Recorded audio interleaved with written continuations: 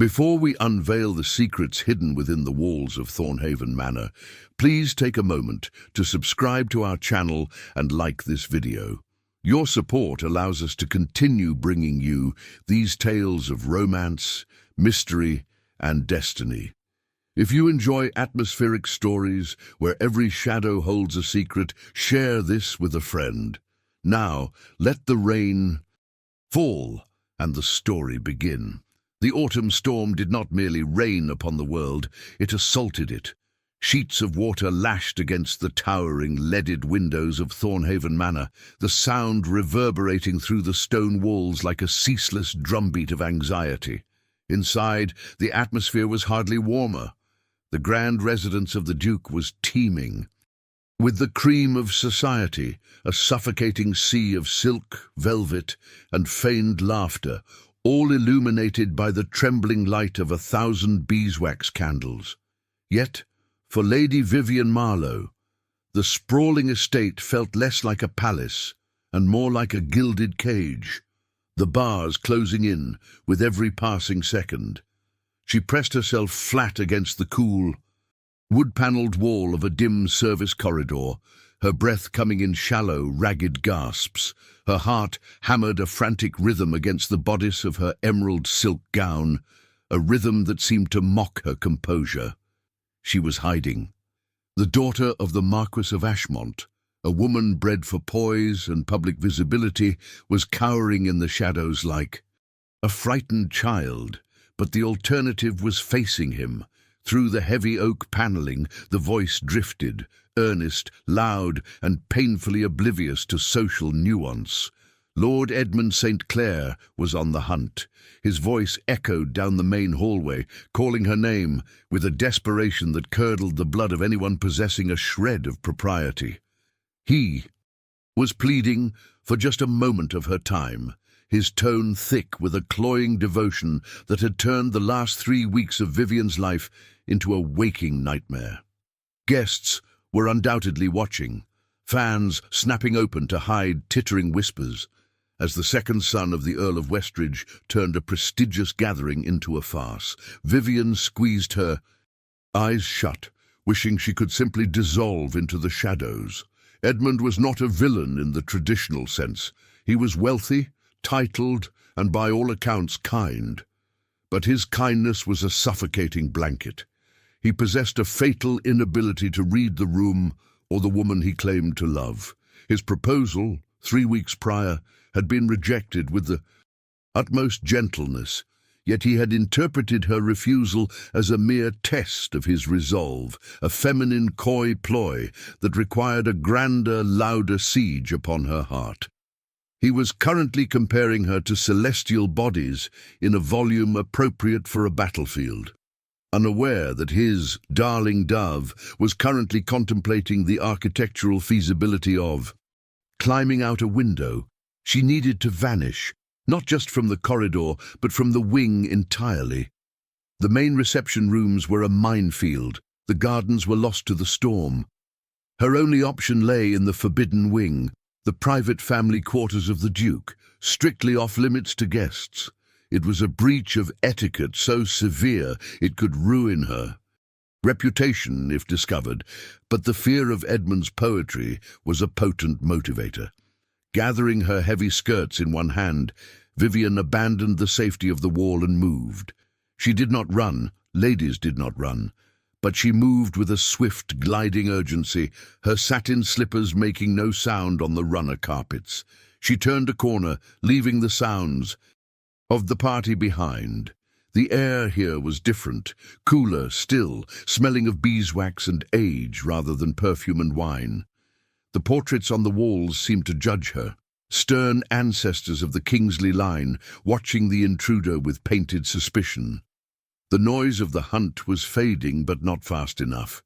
Edmund's voice drifted again, closer this time, suggesting he was checking the room systematically. Panic, cold and sharp, spiked in her chest. She needed a door, any door. Her eyes landed on a heavy oak entrance, slightly ajar, a sliver of darkness visible beyond the frame.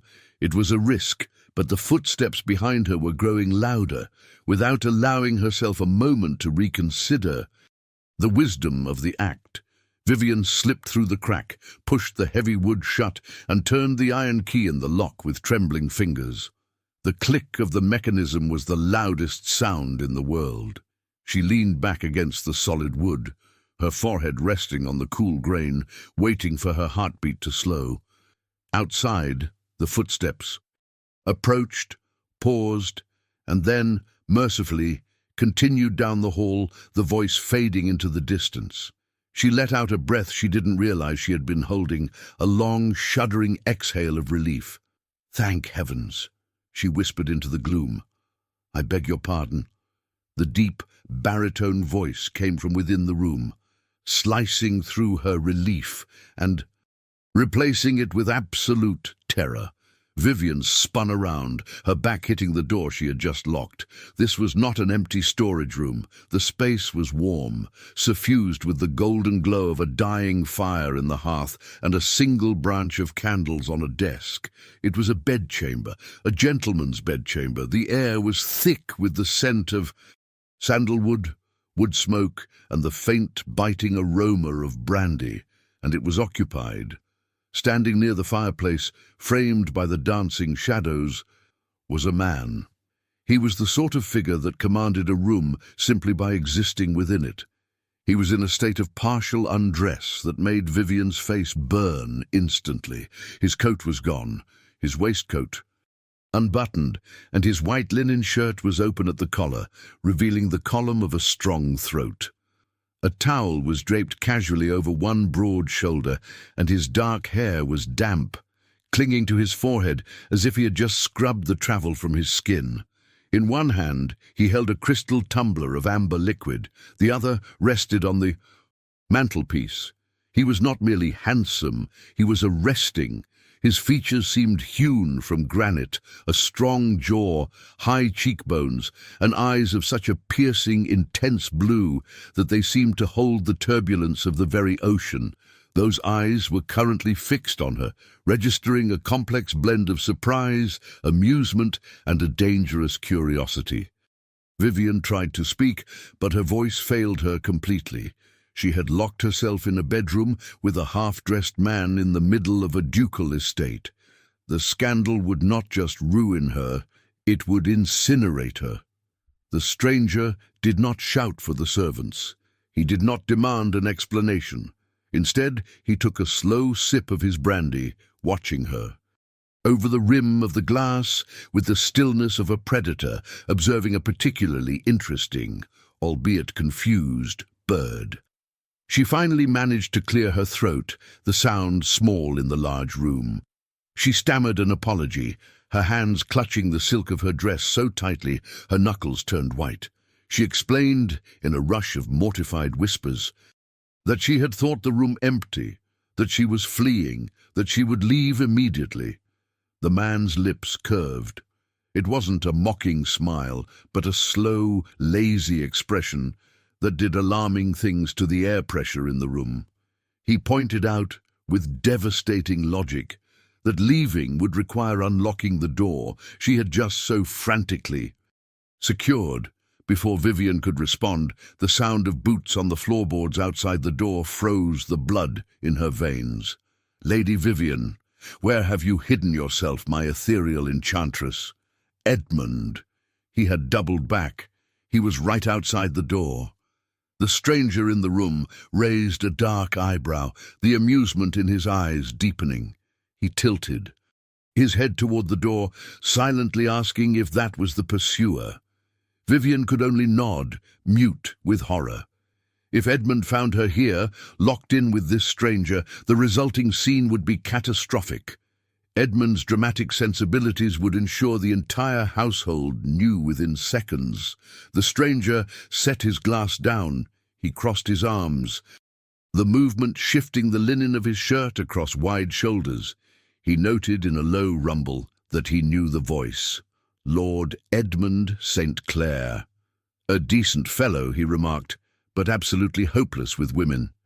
Vivien felt a fresh wave of heat rise up her neck. This stranger knew Edmund. He knew of the situation. She stood straighter, attempting to salvage some dignity from the wreckage of the evening. She clarified that she was the unwilling recipient of Lord Edmund's devotion, having refused him weeks ago, a refusal he had chosen to interpret as modesty rather than rejection. To her shock, the stranger threw his head back and laughed. It was a genuine, rich sound that seemed to warm the corners of the room. He recounted a story of Edmund's past follies, a courtship of a French diplomat's daughter that continued well past her marriage to another man. The stranger's laughter was disarming, transforming him from a dangerous intruder into a co-conspirator. For a fleeting second, Vivien forgot her fear, but reality crashed back in with a heavy knock on the door. "Is anyone there? I thought I heard voices," Edmund called out, his hand rattling the handle. Vivien's eyes went wide, panic seizing her throat. She looked at the stranger, a silent, desperate plea for mercy. She had no right to ask him for help. She was the intruder here, but she was trapped. The man's expression shifted. The amusement sharpened into calculation. He did not call out. He did not open the door. Instead, he raised a hand and pointed toward the far wall. "The window curtains," he murmured, his voice a command wrapped in velvet. "Quickly now." Vivien did not hesitate. She gathered her skirts and darted across the Turkish carpet, the heavy velvet drapes looming like a sanctuary.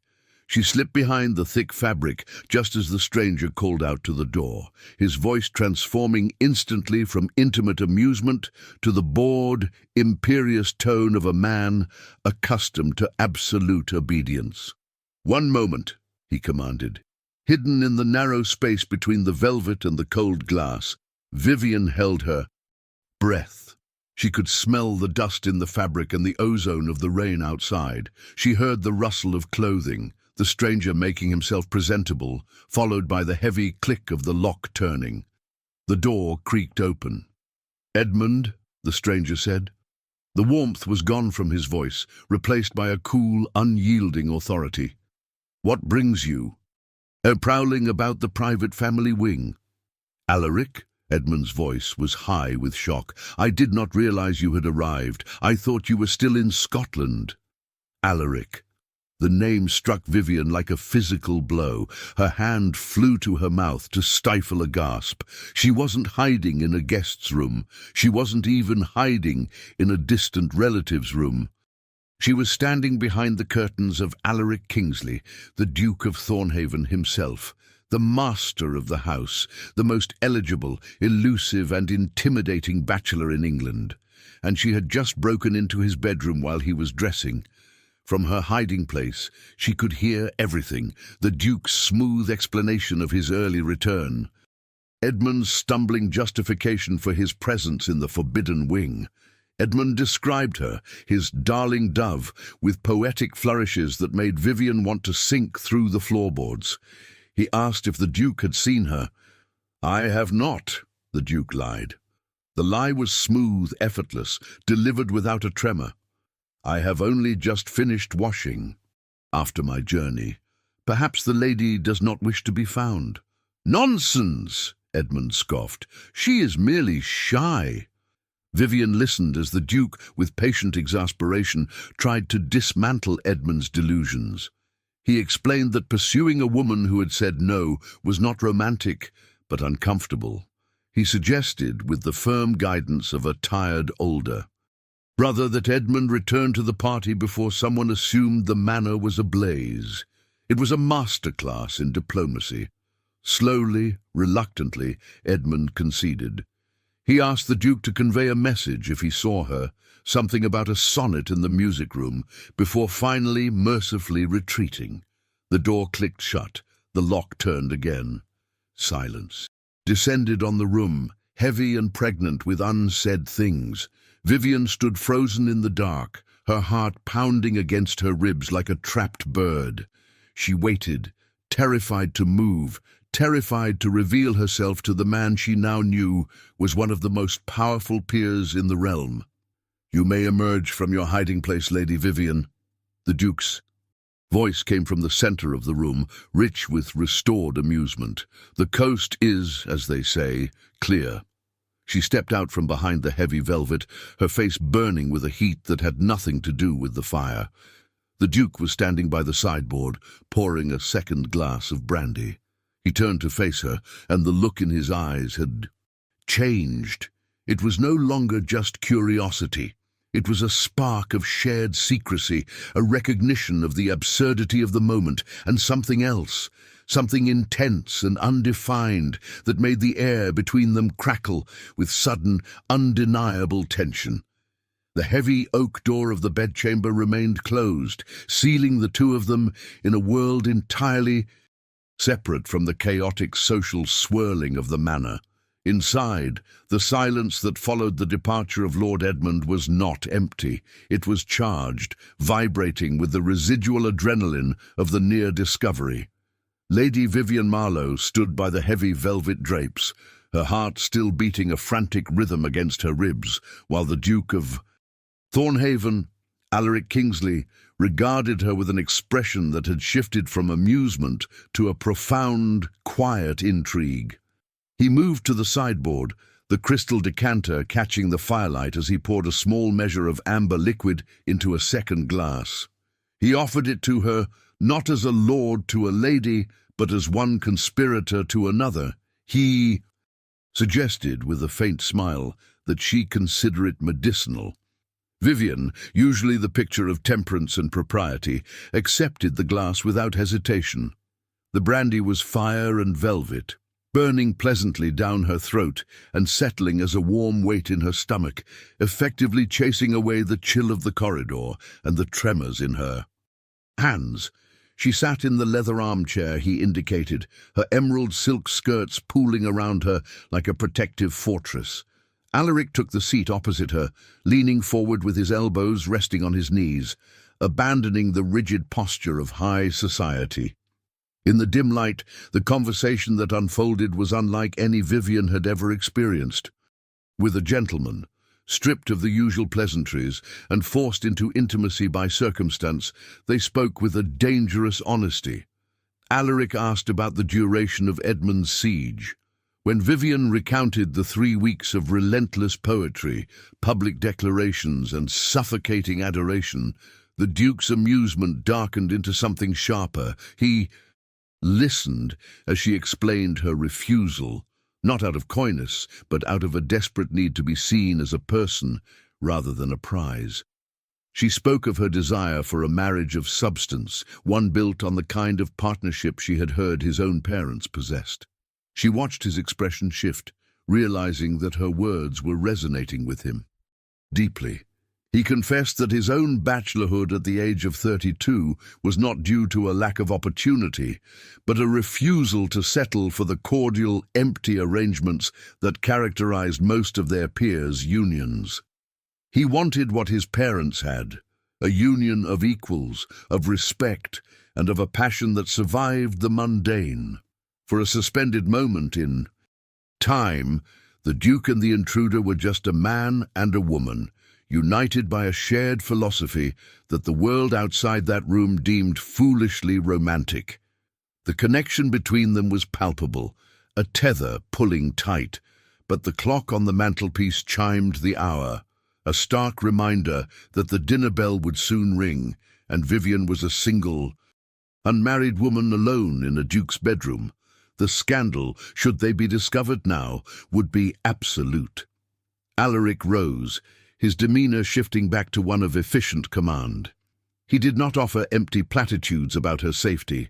Instead, he offered a plan. He explained that a servant's staircase at the end of the corridor connected directly to the main floor near the ladies' retiring room. If she took that route, she could emerge as though she had simply been freshening up, bypassing the main reception rooms entirely. At the door, he paused, his hand on the latch. He looked down at her, the blue of his eyes intensified by the shadows. He established the rules of their deception. They had never met before this moment. She was simply a guest, and he was the host returned from Scotland. There was no connection, no shared brandy, no hiding behind curtains. Vivien agreed, though as she slipped out into the cool air of the corridor, the phantom warmth of his gaze on her back felt more significant than any truth she had ever spoken. The dining room of Thornhaven Manor was a masterpiece of intimidation. Crystal chandeliers cast a brilliant, unforgiving light over the long mahogany table, where 24 guests were seated according to the strict, invisible hierarchy of the aristocracy. Vivien found herself positioned in the middle of the table. To her left was the elderly and deaf Lord Hartwell. To her right, confirming that fate possessed a cruel sense of humour, was Lord Edmund St. Clair. The contrast was jarring. Minutes ago, she had been in the shadowed intimacy of the Duke's sanctuary, speaking of soul-deep desires. Now, she was under the glare of scrutiny, trapped beside the very man she had fled. Edmund was beaming, his earlier search apparently forgotten in the joy of having her captive beside him. He launched immediately into a monologue about the sonnet he had composed in her honour, his voice carrying loud and clear over the delicate clinking of silver spoons against china. Vivien kept her eyes on her soup, her face burning. She could feel the gaze of the other guests, the amused titters of the women, the sympathetic winces of the men. Edmund was oblivious, dissecting the rhyming scheme he had employed to describe her eyes, oblivious to the fact that he was publicly dismantling her dignity. Then she felt a weight, a sensation of being watched that was distinct from the general curiosity of the table. She lifted her eyes and looked toward the head of the table. Alaric sat there, the master of his domain. He was impeccably dressed now, the damp hair tamed, the shirt sleeves covered by a coat of severe black tailoring. He looked every inch the formidable Duke. He was listening to a dowager on his left, but his eyes, those piercing, ocean blue eyes, were fixed directly on Vivien. He did not smile, but as their gazes locked across the centerpiece of white roses, she saw a flicker of recognition, a silent acknowledgement of her predicament. It was a lifeline thrown across a drowning sea of social awkwardness. The meal progressed through endless, elaborate courses. Edmund's monologue shifted from poetry to the virtues of his new hunter horse, a topic Vivien encouraged with desperate nods, praying it would keep him from reciting verse. But the reprieve was temporary. As the servants cleared the fish course, the Dowager Duchess of Thornhaven, Alaric's mother, spoke from the foot of the table. She was a regal woman with silver hair and the same penetrating eyes as her son, and she inquired politely about Vivien's recent travels to Bath. Vivien answered, relieved to be addressed by a rational human being. The conversation flowed naturally for a moment, touching on architecture and the fatigue of constant social assemblies. The Dowager approved of Vivien's sensible answers, noting that too many young ladies sought happiness only in parties. Vivien agreed, stating she enjoyed dancing only when the company was pleasant and the conversation stimulating. It was a trap of her own making. Edmund seized upon the word dancing with the enthusiasm of a spaniel. He loudly proclaimed that the matter was settled. Vivien must save him the first waltz at the ball the following evening. The table went quiet. To refuse a direct request in such a setting was incredibly rude, but to accept was to signal a favour she did not feel, and to encourage a courtship she had explicitly rejected. Vivien's mind raced, searching for a polite excuse, a prior engagement, a fictitious injury, anything to avoid the public declaration that opening a ball with Edmund would imply. Actually, Alaric's voice cut through the air. It was not loud, yet it carried an authority that silenced the room instantly. He set down his wine-glass with a deliberate click. I believe there has been a misunderstanding, Lord Edmund. Every head turned toward the Duke. He looked perfectly at ease, leaning back in his chair with an expression of mild, polite correction. Lady Vivien, the Duke continued, his voice smooth and steady, was kind enough to promise me the first waltz when we met earlier this evening. The lie hung in the air, shimmering and audacious. 23 pairs of eyes swung. Back to Vivien. Edmund looked as though he had been struck with a wet fish. He sputtered, confusion warring with deference. He claimed he had been in the drawing room before dinner and had not seen them meet. He claimed he had searched the house. Alaric did not flinch. He simply raised an eyebrow, a gesture of aristocratic boredom that dared anyone to contradict him. He clarified that it had been a brief introduction, nothing more. He claimed that Lady Vivien had mentioned her fondness for waltzing, and he had requested the honour. She had graciously agreed. It was a plausible, impeccable fabrication. It shielded Vivien from Edmund's pressure by invoking a higher social power. No one, not even Edmund, could challenge the Duke's prior claim without causing a grave insult. Vivien, stunned by the intervention, managed to nod in confirmation, her heart hammering even harder than it had in the bedroom. She saw the confusion on Edmund's face, the suspicion that something didn't add up, but he was outmaneuvered. He subsided into a sullen silence, casting bewildered glances between his host and his darling dove. The rest of the dinner passed in a blur for Vivien. She was acutely aware that the dynamic of the house had shifted. By claiming the first dance, Alaric had publicly aligned himself with her. He had signalled to the entire assembly that she was under his notice, perhaps even his protection. The gossip, she knew, would be instant and voracious. When the meal concluded and the ladies withdrew to the drawing room to allow the gentlemen their port and cigars, Vivien braced herself. She expected questions. She expected whispers. What she did not expect was to be immediately commandeered by the Dowager Duchess. The older woman took Vivien's arm with a grip that was surprisingly strong and steered her away from the main cluster of guests towards the French windows that looked out over the rain-swept gardens. "Walk with me, child," she commanded. "I wish to speak with you privately." Vivien's stomach dropped. Had the Dowager seen something? Had a servant whispered about the forbidden wing? As they moved out of earshot of the others, Vivien prepared her defense, ready to apologize for the breach of etiquette. But the Dowager did not ask about the bedroom. Instead, she turned to Vivien with a look of shrewd appraisal. She brought up Lord Edmund. She noted that his pursuit had grown quite determined, citing an incident at Sunday service where his declarations had interrupted the sermon. She observed, with a twitch of her lips that looked suspiciously like suppressed mirth, that Vivien's discomfort during dinner had been painfully obvious.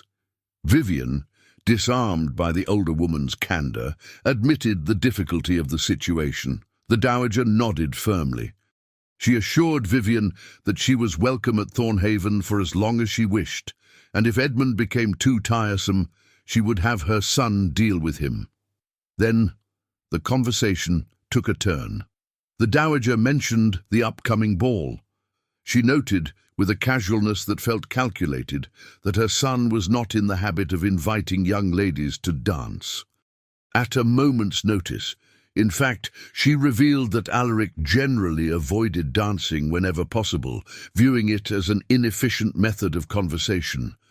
Vivien felt the heat rise in her cheeks again. She tried to dismiss it, suggesting the Duke was simply being kind, offering her a charitable escape from Edmund's enthusiasm. The Dowager stopped. Walking. She turned to face Vivien fully, her blue eyes, so like her son's, studying the younger woman's face with disconcerting intensity. She suggested that perhaps it was not charity. She suggested that perhaps Alaric had found something in Vivien that caught his interest, noting that her son was many things, but charitable without reason was not one of them. Before Vivien could formulate a response to this unnerving implication, the drawing-room doors opened. The gentlemen had rejoined the ladies. The scent of tobacco and rich port drifted into the room. Alaric made his way directly to his mother's side. He bent to kiss her cheek, his eyes immediately flicking to Vivien. He asked with a tone that was light, but a gaze that was sharp, if his mother was interrogating his dance partner. "Simply getting to know her better, darling," the dowager replied smoothly. She praised Vivien's intellectual depth, mentioning a shared appreciation for literature. Alaric turned to Vivien. "I am not surprised," he said softly. "Lady Vivien strikes me as a woman of considerable substance." He said it without a trace of Edmund's performative flattery. It was a statement of fact, delivered with a gravity that made the compliment land deep in Vivien's chest. For a moment, the three of them stood in a triangle of understanding: the astute mother, the intrigued son, and the woman who had inadvertently stepped into their lives. The dowager cleared her throat delicately, breaking the spell. She asked Alaric to fetch her some tea, claiming a sudden thirst. As the Duke bowed and moved away, the dowager watched his retreating back with an expression of immense satisfaction. "Noteworthy indeed," she murmured to herself, though Vivien heard every word. "Very noteworthy indeed." The evening wound down, but the tension did not dissipate. As guests began to drift toward the staircase, Edmund appeared at Vivien's elbow, offering to escort her to her room, his hopefulness renewed. But before Vivien could recoil, Alaric was there. He intervened smoothly, stating that propriety dictated gentlemen should not escort ladies to their bedchambers, and that he was certain Lady Vivien knew the way.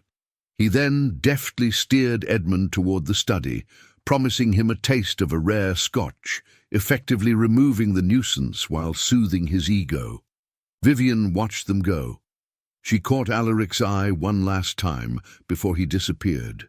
It was a brief look, a reaffirmation of their secret alliance. She turned and climbed the stairs, her arm linked with Caroline Hartwell, a new acquaintance who whispered that the Duke had been watching Vivien all evening. Vivien tried to deny it, tried to tell herself it was just the game they were playing. But as she lay in bed that night, listening to the rain finally slow to a drizzle, she knew that the game had changed. The lie about the dance had created a reality of its own. Tomorrow she would step onto the ballroom floor in the arms of the Duke of Thornhaven, and the fiction they had spun would have to be performed in front of the entire world. What terrified her most was not that she might falter in the performance, but that for her it was rapidly ceasing to feel like a performance at all.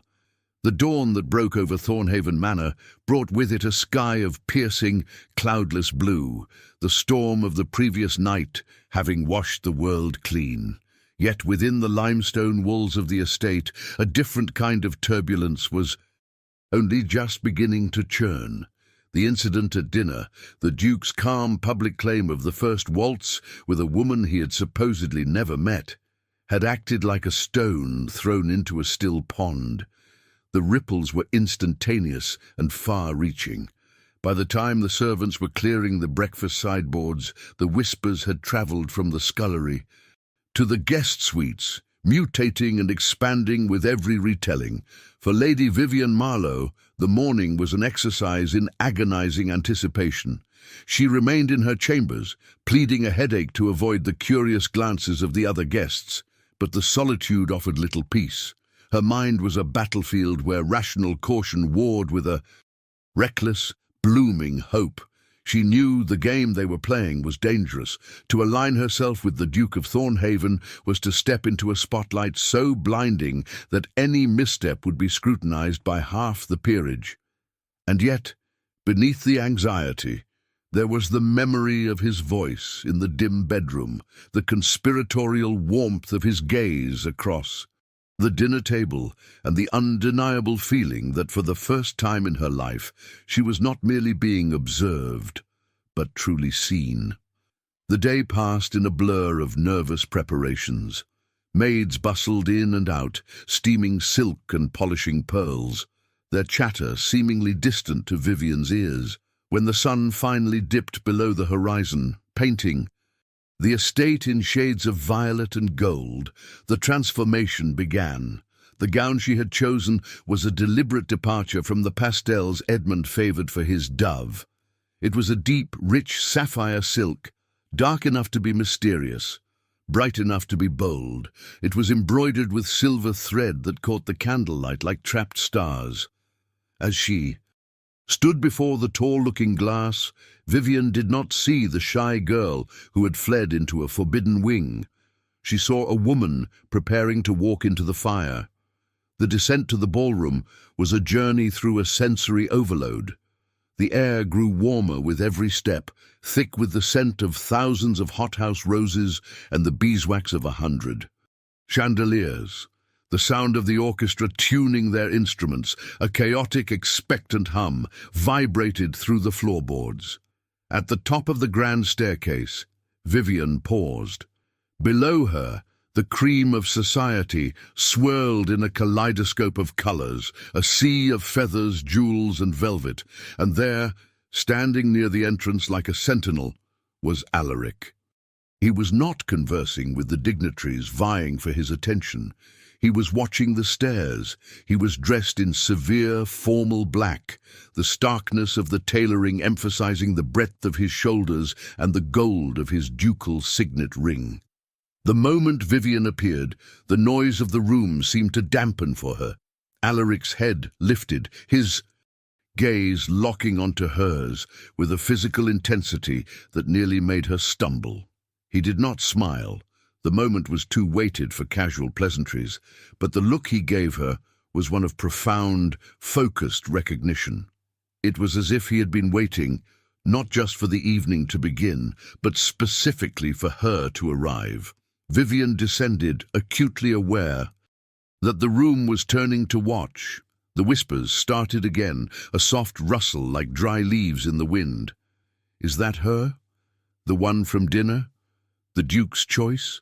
She kept her head high, her hand gripping the banister until she reached the bottom step. Alaric moved to meet her. He cut through the crowd with the effortless authority of a man who owned the very ground he walked upon. The crowd parted instinctively. When he reached her, he did not bow with the flourishing exaggeration that Edmund employed. He bowed with a sharp, military precision, his eyes never leaving her face. "Lady Vivien," he said, his voice a low rumble that seemed pitched for her ears alone, ignoring the dozens of listeners straining to overhear. "You look formidable." "I hope that is a compliment, Your Grace," she replied, her voice steadier than her pulse. "The highest I can bestow," he murmured. He offered his arm. "I believe this is our dance." Taking his arm was like touching a live wire. The heat of him through the fine wool of his coat was shocking, grounding her in the reality of the moment. They walked onto the empty floor, the first couple to take their positions. The orchestra conductor, watching the Duke for a signal, raised his baton. The music began, a sweeping, majestic waltz that seemed to swell and fill the cavernous room. Alaric turned her into his embrace. His hand settled on her waist, firm and possessive, while his other hand clasped hers. For a heartbeat they simply stood there, the tension between them a tangible thing. Then he moved. To dance with Alaric Kingsley was not merely to follow steps, it was to be swept up in a force of nature. He moved with a deceptive grace for a man of his size, guiding her through the intricate turns with a power that was completely controlled. Vivien felt weightless, the sapphire silk of her gown flaring out as they spun. The world beyond them, the staring guests, the whispering matrons, the judgmental peers, blurred into a meaningless streak of color. The only reality was the blue of his eyes and the pressure of his hand. "You are trembling," Alaric noted softly, guiding her through a reverse turn. "The entire room is staring at us," Vivien countered, tightening her grip on his shoulder slightly. "We have given them quite a spectacle." "Let them stare," Alaric replied, his tone dismissive of the aristocracy that surrounded them. "Let them wonder. It keeps them occupied." He pulled her fractionally closer, a breach of propriety so slight only she would notice, yet so intimate it stole her breath. "Tell me, Vivien, now that we are in the open, do you regret our deception?" "No," The word was out before she could consider it. I should be terrified. I should be worrying about my reputation, but I find I do not care. Good, Alaric said, and for the first time that evening a genuine smile touched his lips, transforming his austere features. Because I have discovered something since yesterday. I find that I quite enjoy having a partner in crime. It is infinitely more interesting than solitary confinement. They spun again, the music reaching a crescendo. In the midst of the dance, surrounded by hundreds, they created a private sanctuary. They spoke in fragments, trading thoughts on the absurdity of the social season, the suffocating nature of expectations, and the relief of dropping the masks they were forced to wear. Vivien realized with a jolt that this was what she had told him. She wanted a partnership. A meeting of minds. Even in the midst of a lie, the connection was terrifyingly real. But the spell was fragile, and reality was waiting to shatter it. As the music began to slow, signaling the end of the first set, a figure emerged from the crowd. Lord Edmund St. Clair had been watching from the sidelines, his expression a mixture of confusion and mounting agitation. He had obeyed the Duke the previous night, but seeing the woman he considered his future wife in the arms of another man, seeing the way she looked at that man, had eroded his restraint.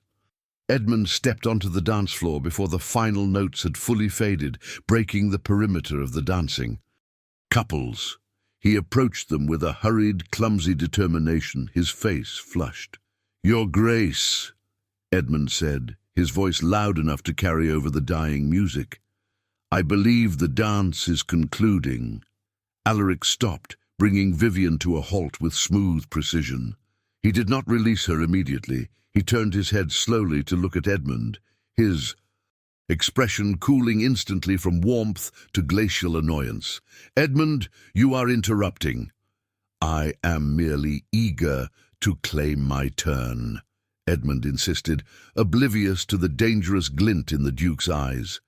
He turned to Vivien, reaching out as if to take her hand from Alaric's grasp. "Vivien, my darling, you promised to save me a set. The orchestra is about to begin a lively reel. I know how you adore them." The intrusion was jarring. The magical bubble of the waltz popped, leaving Vivien exposed and cold. She looked at Edmund, at his earnest, oblivious face, at the possessive way he reached for her, and felt a sudden, violent surge of exhaustion. "Lord Edmund," Alaric began, his voice taking on a warning edge. "Lady Vivien has just finished a waltz. Perhaps she requires a moment to rest." "Nonsense," Edmund laughed, dismissing the Duke's concern. "She is vibrant. Look at her color. She is glowing. Come, Vivien, the music is starting." He virtually pulled her away from Alaric. The transfer was physically awkward and socially aggressive. Vivien stumbled slightly, catching her balance. She looked back at Alaric, seeing his jaw tighten, his hands clench into fists at his sides. He made a move to step forward, to intervene, but Vivien caught his eye and gave a nearly imperceptible shake of her head. A scene between two powerful men over her would only deepen the scandal. She had to handle this. She allowed Edmund to lead her into the next dance, but the magic was dead. Edmund danced with enthusiasm, but without rhythm, jerking her through the steps of the reel. He beamed at her, interpreting her silence as breathless adoration. "I saw you with him," Edmund panted as they circled. "He dances well enough, I suppose, for a man so somber. But you looked stiff, my dear, uncomfortable. I am glad to have rescued you. I could see you were longing for a familiar face." Vivien stopped. She didn't just stop dancing. She stopped moving entirely. The couples behind them collided in a confused tangle of fabric and limbs, muttering apologies. Edmund, thrown off balance by her sudden halt, nearly tripped. "Vivien," he asked, laughing nervously, "whatever is the matter? The music hasn't stopped." "I have," Vivien said. Her voice was not loud, but it was crystal clear, cutting through the immediate noise of the dancers around them. "My dear, you are flushed," Edmund reached for her arm again, his tone patronizingly soothing. "Perhaps the Duke spun you too fast. I told you he is not—" "Stop," Vivien said, stepping back from his touch. The anger that had been simmering for 3 weeks, fueled by his refusal to listen, by his suffocation of her identity, by his arrogance in assuming he knew her feelings better than she did, finally boiled over. "Vivien." Edmund looked genuinely bewildered. People were starting to stare. The circle of dancers widened, sensing a spectacle far more interesting than the real. "You did not rescue me, Edmund," she said, her voice shaking not with fear, but with the force of her revelation. "You interrupted the first moment of genuine peace I have had in weeks. You assume I was uncomfortable because that fits the narrative you have invented in your head. Just as you assume I love you, just as you assume I want to be your dove." But you do," Edmund stammered, looking around at the watching crowd, his face patchworking with red. "Vivien, you are not yourself. The excitement—" "I am exactly myself," Vivien cried. Out. "That is the problem, Edmund. You have never bothered to meet me. You love a reflection. You love the idea of a wife. You love the sound of your own poetry, but you do not know who I am, and you have never once listened when I told you no." The silence in the ballroom was absolute. The orchestra had trailed off, the musicians realizing that the drama on the floor had superseded the entertainment they were providing. Edmund stood frozen, his mouth opening and closing like a landed fish, the public dismantling of his fantasy striking him with the force of a physical blow. "I do not love you, Edmund," Vivien said, her voice dropping to a whisper that echoed like a shout in the silence. "I never have, and I never will, please. If you have any respect for me or for yourself, leave me be." She did not wait for his response. She could not bear to see the crumbling of his face, nor the judgment of the crowd. She turned on her heel, the sapphire silk swirling around her like storm water, and marched blindly toward the French doors. She needed air. She needed darkness. She pushed through the glass doors and stumbled out onto the stone terrace, leaving the light, the music, and the wreckage of her social standing behind her, plunging into the cold, forgiving embrace of the night. The heavy glass doors of the ballroom swung shut, severing the connection between the suffocating heat of the social gathering and the biting chill of the autumn night. Lady Vivien Marlo stood alone on the stone terrace, her hands gripping the rough limestone of the balustrade, as if it were the only solid thing left in a world she had just single-handedly dismantled. The silence out here was absolute, a stark contrast to the cacophony of whispers and scandal she had left behind. Her breath plumed in the cold air, visible ghosts of the adrenaline that was slowly draining from her system, leaving her trembling not with fear, but with the terrifying clarity of what she had just done. She had not merely rejected a suitor, she had publicly humiliated a man of standing and violated every unwritten rule of decorum that governed her life. Below her, the gardens of Thornhaven Manor lay shrouded in darkness, the shadows stretching long and distorted across the wet lawns. Vivien closed her eyes, tilting her head back against the night sky. There was a strange liberation in the ruin. The darling dove was dead, killed by her own voice. In the center of a crowded room, what remained was a woman stripped of pretense, standing on the precipice of a future that was suddenly, violently uncertain. She was not alone for long. The sound of the terrace door opening was soft, a mere click of the latch. But in the silence it sounded like a gunshot. Vivien did not turn. She knew who it was. She felt his presence before she heard his footsteps, a heavy, grounded weight that seemed to displace the very air around her. He did not approach with Edmund's frantic energy. He moved with the predatory stillness of the wolf the dowager had likened him to. He stopped beside her, close enough that she could feel the heat radiating from his frame, yet respectful enough to leave a sliver of space between them.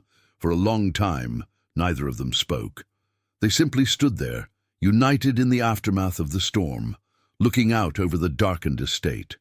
When Alaric finally broke the silence, his voice was devoid of the commanding tone he used with society. It was quiet, intimate, and laced with a profound respect. He observed that her rejection of Lord Edmund was the bravest thing he had witnessed in years. He did not offer platitudes about the scandal or the gossip that was undoubtedly currently consuming the ballroom. He focused solely on the act itself, the reclaiming of her agency. Vivien turned to look at him then. The moonlight was merciless, stripping away the warm glow of the chandeliers and leaving only the stark angles of his face. He looked tired. The strain of the deception and the intensity of the evening etched around his eyes. But his gaze was clear. In the safety of the shadows, the pretense they had maintained for the last 24 hours began to dissolve. Vivien admitted, her voice barely a whisper, that she should have been direct from the beginning. She confessed that her fear of causing pain had only prolonged the suffering for everyone involved. Alaric turned fully toward her, his hand resting on the stone rail just inches from hers. He confessed that he was selfishly glad the door to that particular courtship was now firmly closed. The admission hung in the air, heavy with implication. The game was over. Edmund was gone. The narrative they had constructed, that they were strangers who had met by chance, was no longer necessary to protect her from a suitor, and yet neither of them made a move to return to the party. The atmosphere shifted. The camaraderie of co-conspirators deepened into something far more volatile. Alaric spoke of the dance they had shared. He told her that his words on the floor had not been part of the performance. He stripped away the last layer of their artifice, admitting that when he had spoken of finding a partner worth the effort, he had not been playing the role of a duke for an audience. He had been speaking as a man who had been asleep for years, only to be jolted awake by a woman storming into his sanctuary. Vivien felt her heart hammer against her ribs, a rhythm far more frantic than anything Edmund had ever inspired. The realization washed over her with the force of the tide. The connection she felt, the ease, the terrifying sense of rightness was not one-sided. It was not a product of the adrenaline or the brandy. It was real. He reached out, his fingers brushing a stray curl of golden hair away from her cheek. The touch was electric, scorching her skin even in the cold night air. He told her that he knew it was madness. He acknowledged the absurdity of their timeline, less than 2 days since they had met in the most improper of circumstances. He spoke of logic, of reason, of the caution that had ruled his life since his father's death. And then he discarded it all. He told her he had no desire to be rational. Vivien did not pull away. She stepped closer, drawn into his orbit by an irresistible gravity. She told him she did not want him to be rational. She wanted him to be certain. The distance between them vanished. Alaric lowered his head, giving her every opportunity to retreat, to remember propriety, to return to the safety of the ballroom. She stood her ground. When his lips met hers, it was not the tentative exploration of a courtship. It was an affirmation. It was the sealing of a pact that had nothing to do with social standing and everything to do with the soul.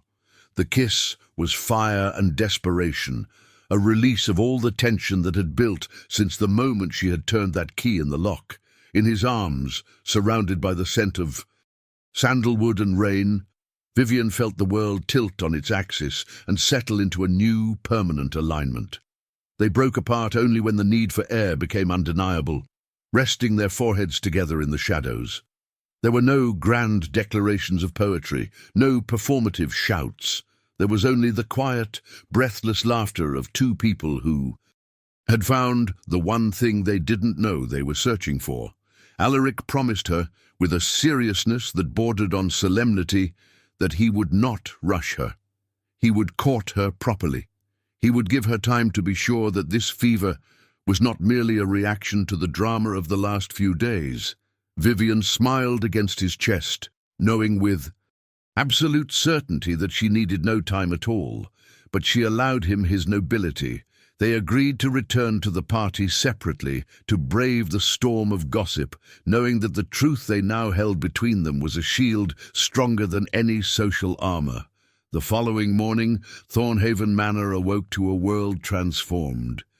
The storm had passed completely, leaving the estate bathed in a crisp, golden autumn light that made the events of the previous night feel like a fever dream. Yet, as Vivien entered the breakfast room, the weight of reality returned. The room was quieter than usual. Conversations paused as she entered. Spoons froze halfway to teacups. The guests were watching, their eyes darting between her and the empty seat at the head of the table where the Duke usually sat. Vivien took her seat, her back straight, refusing to cower. Across the table, Miss Caroline Hartwell watched her with an expression of barely concealed delight.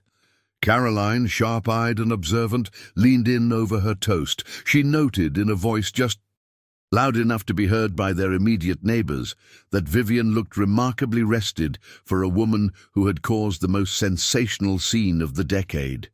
She teased Vivien about her disappearance to the terrace, noting with a smirk that the Duke had also been absent from the ballroom for a suspicious duration.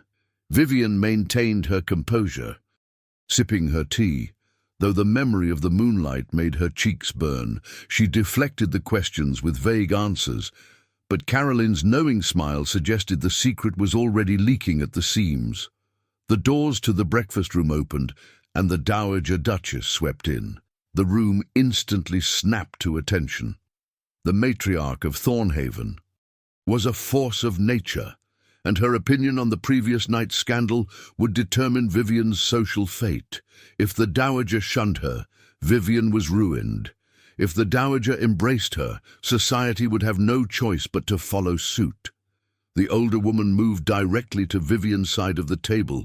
She did not look angry. She looked victorious. She greeted the room with a crisp pleasantry, then turned her formidable gaze on Vivien. She announced, loudly enough for the servants to hear, that she required Lady Vivien's company for a walk in the gardens. She wished to show her the rose arbour, which was, she claimed, spectacular this time of year. It was a command, not a request. Vivien rose, feeling the eyes of the room burning into her back, and followed the Dowager out into the morning sun. The gardens were immaculate, a testament to generations of careful tending, but Vivien saw none of it. Her mind was racing, preparing defences for the lecture she was certain was coming. They walked in silence until they reached the seclusion of the high hedges. The Dowager stopped and turned, her cane sinking slightly into the soft earth. She did not mince words. She stated plainly that her son was in love. Vivien stumbled over her response, citing the brevity of their acquaintance, the madness of the situation. The Dowager waved the protest away with a gloved hand. She was a practical woman, she explained. She had watched Alaric for years, watched him become efficient, cold, and dutiful. She had watched him bury his passion with his father. And then, in the span of 48 hours, she had watched a woman storm into his life and set him on fire. The Dowager sat on a stone bench, gesturing for Vivien to join her. She stripped away the formalities of their rank. She asked Vivien a single direct question. Did she return his feelings? Vivien looked at the older woman, seeing the same blue eyes that had looked at her with such intensity on the terrace. She decided to trust the truth. She admitted that she did. She admitted that when she was with him, the rest of the world faded into grey. She admitted that the thought of leaving Thornhaven, of returning to a life without him, felt like a physical pain. The Dowager listened, her expression unreadable. Then, slowly, a smile broke across her face. A smile that transformed her from a terrifying matriarch into a mother who had finally exhaled after years of holding her. In breath, She told Vivien a story of her own courtship, a whirlwind affair that defied logic and lasted 40 years. She validated Vivien's feelings, dismissing the societal expectation of a long, tepid courtship. She told Vivien that sometimes the soul recognizes its match before the mind has time to catch up. She took Vivien's hand, squeezing it. Firmly, she gave her blessing, not just a permission, but a mandate. She revealed that Alaric was currently pacing in the library, staring out the window, terrified that he had moved too fast, terrified that the morning light had scared Vivien away. The dowager stood up, pulling Vivien with her. She pointed toward the house, toward the tall French windows of the library that glinted in the sun. She told Vivien that life was too short for hesitation and too long for regret. She told her to go to him. Vivien did not need to be told twice. She thanked the dowager with a hurried embrace, abandoning the measured pace of a lady for the second time in 3 days. She walked quickly back through the gardens, her heart pounding a rhythm of pure, unadulterated hope. She moved through the corridors of the house, ignoring the servants, ignoring the guests, her focus narrowed to a single destination. She reached the heavy double doors of the library. She paused for only a second, her hand hovering over the brass handle. Behind this door lay the man who had hidden her, defended her, and seen her when no one else would. Behind this door lay a future she had never dared to imagine. Vivien pushed the doors open and stepped inside. Alaric was there. He was standing by the fireplace, his back to the door, staring into the flames as if searching for answers in the embers. At the sound of the latch, he turned. His face was guarded, his posture tense, bracing himself for a rejection, for a request to leave, for a retraction of the night's promises. But when he saw her face, flushed from the walk, eyes shining with the dowager's blessing and her own certainty, the guard dropped, the Duke vanished, and only the man remained. He took a step forward, a question in his eyes that required no words. Vivien closed the door behind her, shutting out the world once more, and crossed the room to give him his answer. The time for hiding was over. The time for living had begun. The heavy mahogany doors of the library clicked shut, sealing the world away once more. The room was a cathedral of knowledge, 2 stories tall, with shelves that stretched to the ceiling, packed with leather-bound volumes, the air rich with the scent of old paper, beeswax, and the crackling oak fire in the hearth. It was a space of quiet contemplation, the very heart of the manor. Yet the man standing by the window seemed incapable of finding peace. Alaric Kingsley turned from the glass as Vivien entered, his silhouette framed by the streaming sunlight. The tension in his shoulders was visible, a physical manifestation of the uncertainty that had plagued him since she had walked away from him in the garden. He did not speak immediately. He searched her face, looking for the hesitation he feared, the retraction of the previous night's boldness. What he found instead was a clarity that mirrored his own. Vivien did not stop at the door. She crossed the expanse of the Turkish carpet, closing the physical distance between them just as she had bridged the emotional chasm the night before. She spoke first, not with the demure deflection expected of a lady, but with the directness he so admired, telling him that she had spoken with his mother and that the dowager had been most persuasive. Alaric's guard crumbled. He moved to meet her, taking her hands in his. He confessed that he had brought her to this room for a specific reason. It was here, he explained, that his father had taught him what it meant to be a man, not just a duke. It was here he had learned that a title was nothing without the integrity to support it, and that a life without a true partner was a lonely existence, no matter how crowded the ballroom. He told her that he knew the timeline was madness. He acknowledged that society would call them reckless, that the gossip would last for months, and that reason dictated a long, measured courtship. But then he dropped to one knee. The gesture was so traditional, yet coming from a man who defied convention so effortlessly, it struck Vivien with the force of a physical blow. He did not offer her a merger of estates or a strategic alliance.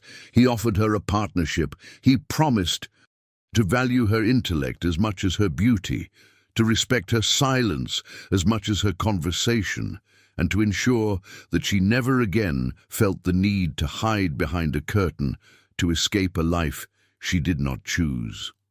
He asked her, with a voice rough with emotion, if she would do him the honor of becoming his wife, his friend, and his equal. Vivien's answer was immediate. It was a yes that sprang from the deepest part of her, a confirmation of the destiny they had both sensed since that first terrified encounter. When he rose and pulled her into his arms, the kiss was a seal upon a promise, a covenant made not for the benefit of the watching world, but for the two souls who had finally found their harbor. The interruption, when it came, was filled with joy rather than scandal. The Dowager Duchess appeared in the doorway, having given them precisely enough time to settle their future, but not enough to compromise it further. Tears streamed down her face as she witnessed the embrace, her relief palpable. She immediately took charge, calling for the family ring and dispatching riders to Vivien's father, the Marquis, ensuring that the engagement was formalized before the sun had set. The whirlwind had begun, but this time Vivien was not being swept away against her will. She was flying. The months that followed were a blur of activity, but the fear that had once defined Vivien's view of marriage was entirely absent. Edmund, to his credit, accepted his defeat.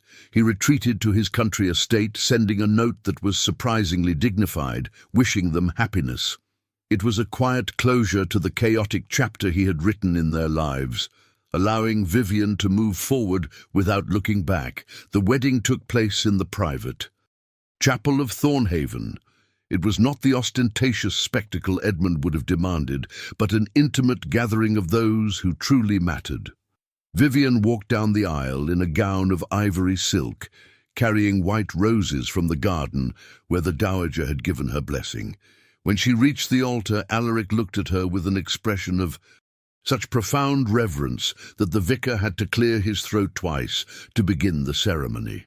They exchanged vows that were traditional in form but revolutionary in intent, promising not just to love and cherish, but to hear and to see one another.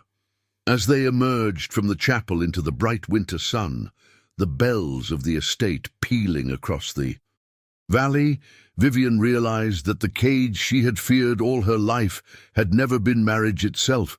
It had been the wrong man. With Alaric, the world was not smaller. It was infinite. 3 years later, the autumn rain once again lashed against the windows of Thornhaven Manor, but the sound was no longer ominous. In the nursery, a fire crackled warmly, illuminating a scene of absolute domestic contentment. Vivien stood by the window, watching the storm, her hand resting on the swell of her stomach, where their second child was growing. On the rug behind her, Alaric sat on the floor, abandoning all ducal dignity to build a tower of wooden blocks for their 2-year-old son Thomas.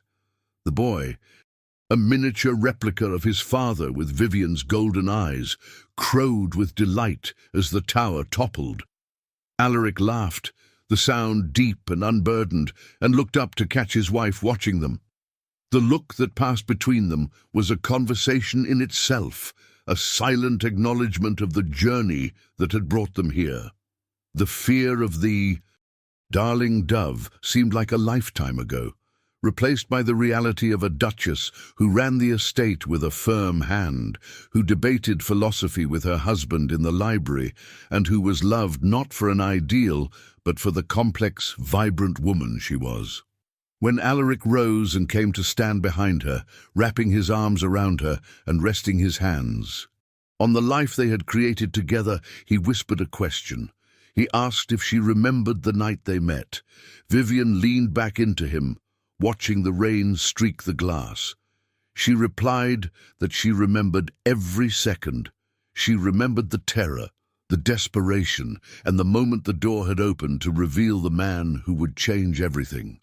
She told him that she would hide behind those curtains 1,000 times over if it meant finding him in the end.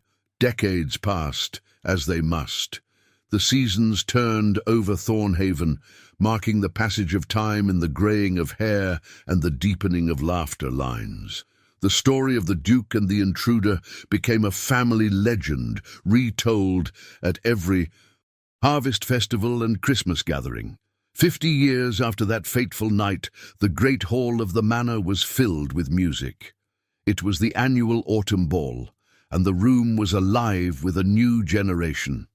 Thomas, now a man grown with children of his own, stood by the hearth. His sister Catherine danced with her husband. The house was exactly as the dowager had wished it, filled with life, noise, and the chaotic joy of a dynasty built on love.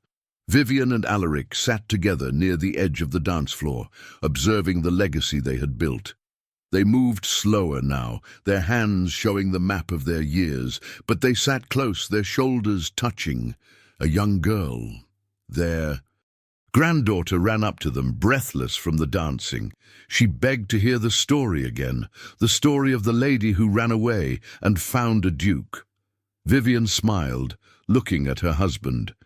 Alaric's eyes, though framed by wrinkles, still held the piercing blue intensity of the ocean, and they still looked at her with the same hunger and adoration they had held in the dimly lit bedroom half a century ago.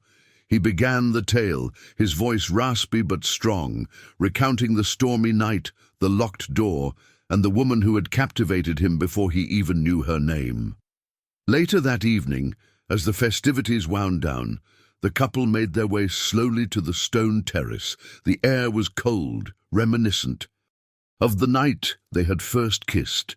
They stood by the balustrade, looking out over the dark gardens that had witnessed their courtship. Alaric turned to her, taking her gloved hand in his. He asked her if she had any regrets, if she ever wondered what life would have been like had she chosen the safe path, had she accepted the poetry and the pedestal. Vivien looked at the man who had been her partner, her lover, and her best friend through wars, births, losses, and triumphs. She thought of the library, the nursery, the laughter in the hall. She shook her head. She told him that there was no other life. There was only the life they had chosen, the risk they had taken, and the reward that had been greater than anything she could have imagined.